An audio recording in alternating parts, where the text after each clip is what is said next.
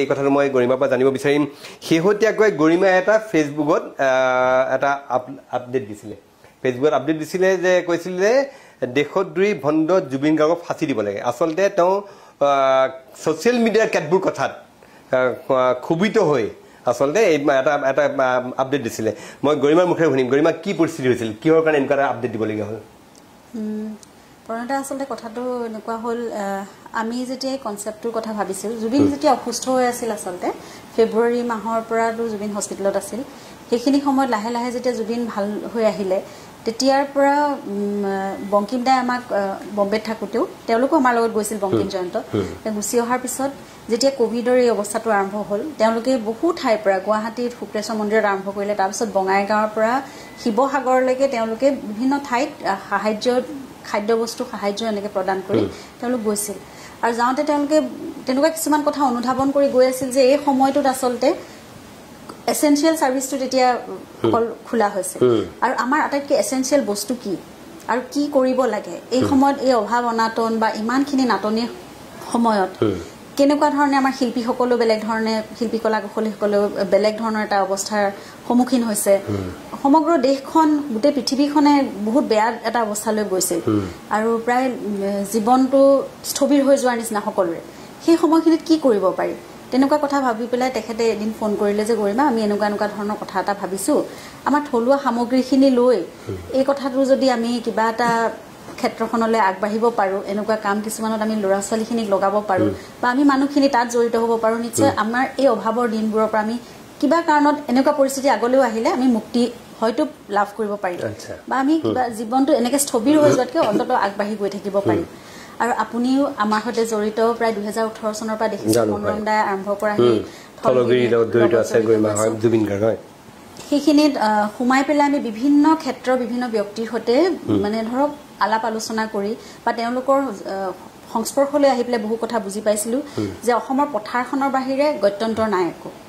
পথাৰখনত যদি আমি উৎপাদন আৰম্ভ কৰোঁ আৰু সেইমতে আমি বজাৰখন যদি আমাৰ নিজৰ হাতত ৰাখোঁ কিবা এটা এনেকুৱা ধৰণৰ যদি আমি থলুৱা অৰ্থনীতিৰ কথা চিন্তা কৰিব পাৰোঁ তেতিয়াহ'লে নিশ্চয় আমাৰ জাতিটোৱে এটা সুকীয়া স্বীকৃতি লাভ কৰিব নিখণ্ডে মানে পথাৰ আৰু বজাৰখন দখল কৰাৰ লক্ষ্য নিজৰ হ'ব লাগে গতিকে তেনেকুৱা এটা কথা লৈ পেলাই আমি তাৰপিছত লাহে লাহে জুবিন সুস্থ হৈ আহিল ইয়ালৈ ঘৰ ঘূৰি আহিল অহাৰ পিছতো বহুদিন তেওঁ কোনো ধৰণৰ সিৰিয়াছ কথা আমি ক'ব পৰা নাছিলোঁ আৰু এনেকুৱা এটা অৱস্থা হৈছিল যে তেওঁ বহু কথা পাহৰিও গৈছিল মাজতে কিছুমান কথা পাহৰি গৈছিল হয় তেওঁ মানে এনেকুৱা হৈছিলগে যে এতিয়া এই কথাবোৰ কাকো কোৱা নাছিলোঁ কিন্তু এতিয়া এনেকুৱা এটা পৰিস্থিতিৰ সন্মুখীন হৈ গৈছোঁ যে মানুহক কেতিয়াবা কিবা কাৰণত জুবিনক কেতিয়াবা যেতিয়া প্ৰশ্ন সুধিছে জুবিনে ক'ব লগা হৈছে যে এই কথাটো মোৰ মনত নাই নহয় এনেকুৱা হৈছে আমি ইমান কম বুলি ভবা নাছিলোঁ তো জুবিনৰ নিজৰ পৰিস্থিতিৰ সন্মুখীন হৈ ক'বলৈ বাধ্য হৈছে যে মোৰ এইটো কথা মনত নাই কেতিয়াবা মানে থোটা মোজা লাগিছে তেনেকুৱা হৈছে গতিকে সেইখিনি সময়ত এনেকুৱা হৈছিল বহু কথা মুকু চিনি নোপোৱা হৈ আছিল মাজতে তেনেকুৱা ধৰণৰ অৱস্থা এটাৰ পৰা ওলাই অহাৰ পিছত আমি আচলতে কোনো ধৰণৰ প্ৰেছাৰ দিব খোজা নাছিলোঁ যেতিয়া লাহে লাহে ভাল হ'ল যে আমি এনেকুৱা এটা কথা ভাবি আছোঁ আমি কৰোঁ আৰু জুবিনে এনেও খেতি বাতিত খুব সেইটো আৰু থলুৱা সামগ্ৰীৰ কথা আজকাল জুবিন সদায় থাকিব সদায় আগ্ৰহ এইবিলাকত আৰু বিহু মঞ্চখনতো সকলোৱে দেখিছে থলুৱা গামোচাখনৰ কথা জুবিনে সদায় কয় কাৰ যেতিয়া আন্দোলন চলি আছিলে তেতিয়াও তেওঁ কৃষি বিপ্লৱ এটাৰ কথা প্ৰতিখন মঞ্চত কৈ গৈ আছিল সেইখিনি ৰাইজে যদি পাহৰিছে এতিয়া তেওঁলোকে যদি চাই ইউটিউবত বা কিবা এনেকুৱা যদি কৰিছে এইখিনি কৰিলে নহ'ব আমি কৃষি বিপ্লৱ কৰিব লাগিব অৰ্থনৈতিক বিপ্লৱ কৰ্ম আন্দোলন কৰিব লাগিব এই কথা কোৱা মোৰ মনত গতিকে সেই কথাখিনি তেওঁৰ লাহে লাহেতো নিজৰ ইউটিউবৰ সেই ভিডিঅ'বোৰ চাই তো কথাবোৰ লাহে লাহে মনলৈ আহিছে আৰু এই কথাটোত আমি যেতিয়া কথাটো আমি যে আগবাঢ়িব খুজিছোঁ তেওঁ সম্পূৰ্ণভাৱে ঠিক আছে আমি এইটো আগবাঢ়িব লাগে আৰু এটা কথা দেখা গ'ল তেওঁ যেতিয়া কথাবোৰ আনৰ লগত পাতিছে বা তেওঁৰ ওচৰলৈ অহা আমি যি 2-4জন ব্যক্তি এতিয়াতো বহুত সীমিত ব্যক্তিৰ সৈতে আমি কিন্তু প্ৰতিজনে সেই কথাটোত ধুনীয়াকৈ আমাক আদৰণি জনাইছে উৎসাহ জনাইছে আৰু বহু ল'ৰা ছোৱালীয়ে কথাটো সেই কথাটো মানে আগ্ৰহ প্ৰকাশ কৰিছে যে দাদা আপুনি যদি এইটো হেৰি কৰে আমাক ৰাস্তাটো দেখুৱাওক আমি নিশ্চয় কৰিম আৰু বহুতে কাম বিচাৰি আহে জুবিনৰ ওচৰলৈ সেইটো আটাইতকৈ ইণ্টাৰেষ্টিং কথা আৰু কাম দিব পৰা জুবিনৰ ক্ষমতা নাই কাম বিচাৰি পইচা বিচাৰি বহুত মানুহ আহে পইচা বিচাৰি মই জনাত মোক জুবিনৰ সৈতে কথা পাতিছিলোঁ কয় যে প্ৰতিদিনে জুবিনে অসমৰ বিভিন্ন প্ৰান্তৰ পৰা অহা লোকক প্ৰায় 30-35 হাজাৰ টকা প্ৰায়ে খৰচ কৰি থাকে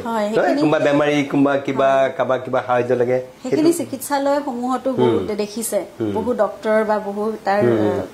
যিখিনি কৰ্মকৰ্তা তেওঁলোকে দেখিছে বহু ঠাই বহু লোকে তাৰ সাক্ষীও হৈ আছে যেনেকৈ নহওক বাৰু মই সাক্ষী বুলি কথা মই অকণমান কথা এটা উল্লেখ নকৰিলে নহ'ব মই নিজে দেখিছোঁ আমাৰ আজিৰ পৰা বহুত বছৰ আগতে তেতিয়া NETV বুলি এটা সংগঠন আছিলে তাৰ এজন কেমেৰা পাৰ্চন বিজুৰ এটা এডিটৰ আছিল কেমেৰা হেৰি আছিলে ভিডিঅ' এডিটৰ তাৰপিছতে তেওঁৰ মাজতে এটা চিৰিয়াছ অসুখ হ'ল জুবিনৰ লগত সাংঘাতিক ঘনিষ্ঠ নহয় কিন্তু জুবিনৰ কিবা চিনাকি আৰু জুবিন গ'ল খবৰ ল'বলৈ হস্পিটেললৈ আৰু মোৰ এতিয়াও মনত পৰে জুবিন গাৰ্গে প্ৰথম গৈয়ে তেওঁক চিকিৎসাৰ কাৰণে যেতিয়া অসুবিধা হৈছে সেই সময়ত জুবিন গাৰ্গে নিজৰ পকেটৰ পৰা 1 লাখ টকা দি অহা মোৰ মনত পৰে আৰু 1,50,000 টকা দিছিল আৰু তাৰ পিছৰ দিনাখন আকৌ তেওঁ 1,50,000 টকা মুঠতে 1.5 লাখ টকা দিয়া মোৰ মনত পৰে মই জানো সেই কথাটো সেই হৈছে সেই যুৱকজনক সেই পৰৱৰ্তী সময়ত তেওঁৰ হস্পিটেলত মৃত্যু হৈছিলে কিন্তু সেইটো হ'ল জুবিন যে জুবিনে যেতিয়া দেখিছে যে তেওঁৰ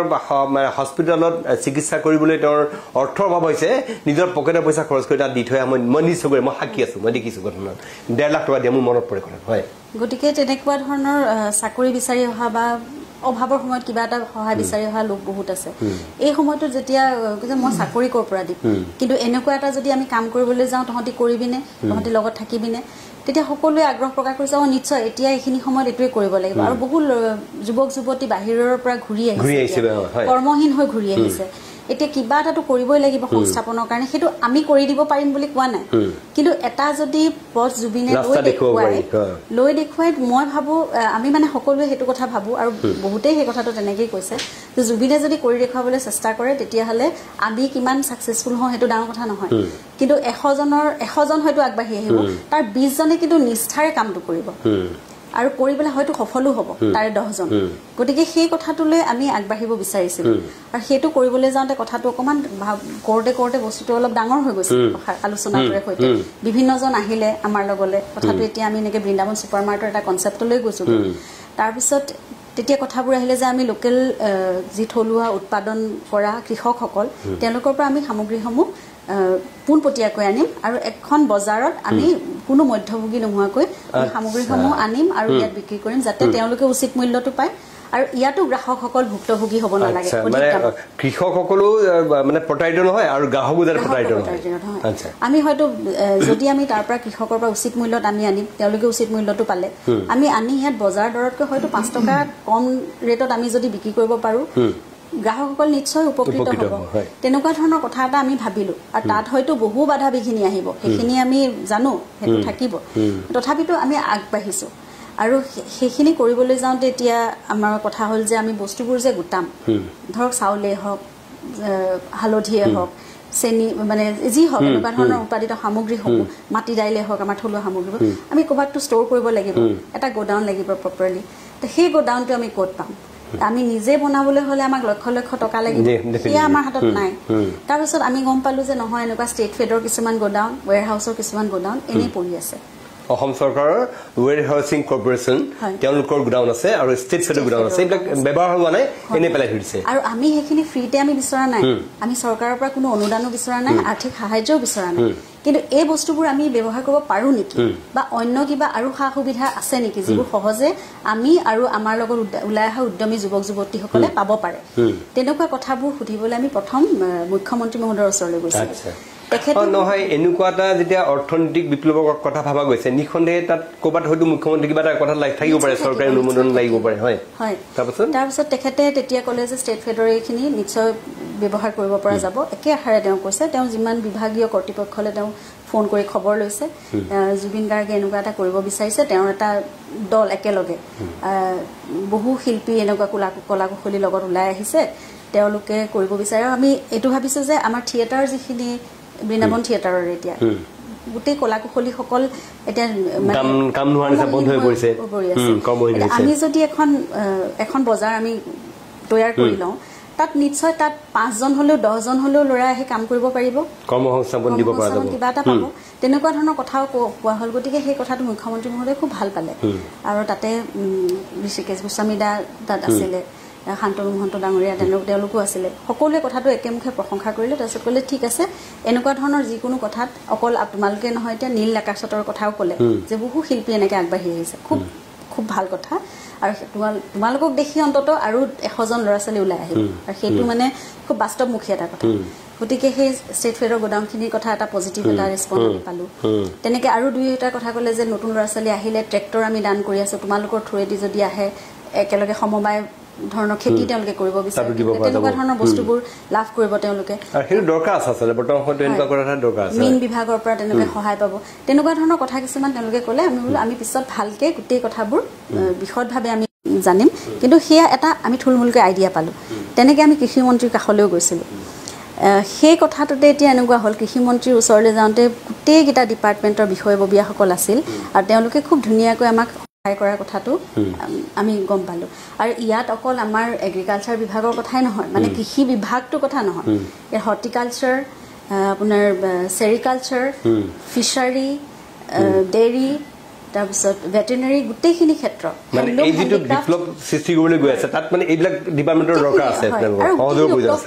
জড়িত সংস্পৃক্ত হৈ থকা আচলতে বিভাগ গতিকে সেই কৃষি খণ্ডটোৰ কথা এনেকুৱা কোৱা হ'ল যে তুমি আন্দোলন এটা কৰিবলৈ যেতিয়া যিহেতু আগবাঢ়ি আহিছা তুমি ব্ৰেণ্ড এম্বেচাডৰ হিচাপে কৃষি খণ্ডটোৰ তুমি আগুৱাই যোৱা আমি তেনেকৈ তোমাক বিচাৰিছোঁ কথাটো তেনেকুৱা হ'ল জুবিনে কথাবোৰ তেনেকৈ কয় হয় মই থাকিম মই আছোৱে মই থাকিম তাত কোনো ধৰণৰ চৰকাৰী চুক্তিমতে জুবিন এটা ডিপাৰ্টমেণ্টৰ ব্ৰেণ্ড এম্বেচাডৰ হ'ব জুবিনে এটা মাননি লৈ কিবা কৰিব হোৰ্ডিঙত জুবিনৰ ফটো যাব তেনেকুৱা কোনো কথা নাই এই উদ্যমী যিসকল যুৱক যুৱতী ওলাই আহিব তেওঁলোকৰ যিটো এটা আন্দোলন হ'ব সেইটোৰ হয়তো জুবিনক ব্ৰেণ্ড এম্বেচাডৰ বুলি কওক সৈনিক বুলি কওক বিপ্লৱী বুলি কওক জুবিন সেইমতে সন্মুখত থাকি আগবাঢ়ি যোৱাৰ কথা এই কথাটো যেতিয়া ব্ৰেণ্ড এম্বেচাডৰ হিচাপে প্ৰতিষ্ঠিত হৈ গ'ল মানে কেনেকৈ এষ্টাব্লিছমেণ্ট পালে নাজানো আমি নিজে বুজি নাপালোঁ এই কথাটোৱে সাংঘাতিক এটা মানে বিৰূপ প্ৰক্ৰিয়া এটা গোটেই অসম জুৰি সৃষ্টি হ'ল ছ'চিয়েল মিডিয়াত বিশেষকৈ আৰু এইটো বোধহয় আছাম ট্ৰিবিউনে মই শুনা মতে আছাম ট্ৰিবিউনে যেতিয়া নিউজ কৰিছে তেওঁলোকে মানে কৃষি খণ্ডৰ কথাই কৈছে তেওঁলোকে কৃষি বিভাগ বুলি কেতিয়াও হেৰি কৰা নাই কিন্তু যেতিয়া ছ'চিয়েল মিডিয়ালৈ কথাটো আহি গ'ল যে কৃষি বিভাগৰ জুবিন ব্ৰেণ্ড এম্বেচাডৰ হৈ গ'ল কোনো ধৰণৰ কথা চুক্তিপত্ৰ কেতিয়াও চৰকাৰ একো হোৱা নাই আজিলৈকে কথাটো এনেকুৱা হৈ গ'ল তাৰপিছততো এনেকুৱা হ'ল যে মই টিকেট বিচাৰি গৈছোঁ জুবিনে ৰাজনৈতিক মুনাফাৰ কাৰণে ব্যক্তিগত মুনাফাৰ কাৰণে চৰকাৰৰ দুৱাৰে দুৱাৰে ঘূৰি ফুৰিছে মাজত ৩ মাহ তেওঁ বেমাৰৰ অসুখটো মানে সময়খিনি সেয়া ভুৱা আছিল তেওঁ আঁতৰি দিলে আঁতৰি দি পেলাই এতিয়া ব্যক্তিগত মুনাফাৰ কাৰ আন্দোলন কৰিলে ৩ মাহ মাজত গায়ব হৈ দিলে তাৰপিছত ঘূৰি আহিলে নিজৰ ব্যক্তিগত যিখিনি স্বাৰ্থ আছিল সেইখিনি পূৰণ কৰিবলৈ এতিয়া চৰকাৰৰ কাষ চাপিছে এতিয়া এই কথাখিনি চৰকাৰৰ যদি আমি কাষ চাপিছোঁ হয় আমি বিভিন্ন ধৰণৰ আঁচনি আছে তেওঁলোকৰ কিবা কিবি সা সুবিধা আছে এই কথাবোৰ আমাৰ একেবাৰে আইডিয়া নাই আমি সেই কথাবোৰ জানিবলৈহে গৈছোঁ আৰু সেইটোৱে যদি অকল আমাকতো আমাৰ স্বাৰ্থ পূৰণ নকৰে সেই সকলোৰে কাৰণে আৰু আমি কোৱা নাই যে আমিয়ে সাংঘাতিক কিবা এটা কৰি একটা বিপ্লৱ কৰি আমি মানে অসমখন গোটেইখন সলাই পেলাম নহয় সকলোৰে সহযোগিতাত আমি কৰিম আমি মাত্ৰ আগবাঢ়িব খুজিছোঁ এটা পদক্ষেপ আগবঢ়াইছোঁ সেইটোৱে কথা আৰু তাত যেতিয়া এনেকুৱা হৈ গ'ল যে জুবিন এটা মানে ভণ্ড এনেকুৱা ধৰণৰ কথাবোৰ যেতিয়া আহি গ'ল সম্পূৰ্ণ স্বাৰ্থপৰ এটা মানুহ মানে তে কি কৰিম আৰু ইমান যদি ভণ্ড দেশদ্ৰোহী হয় শাস্তি আৰু সেই শাস্তিটোৱে দিয়ক আৰু শেষ কৰি পেলাওক কিমাননো কথা পাতিব আৰু মই আচলতে বহুত দুখ পাওঁ আৰু সেইটো কথা লিখাৰ পিছত আকৌ এনেকুৱা হ'ল যে